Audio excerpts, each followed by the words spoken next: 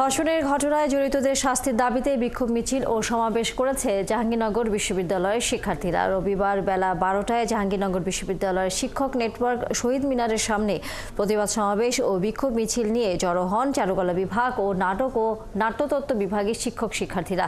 এ সময় বক্তারা বলেন, দেশের আইন শৃঙ্খলার চরম অবনতি হয়েছে, অপরাধীরাও সক্রিয় হয়ে উঠেছে, যে কারণে বেড়েছে সব ধরনের অপরাধ।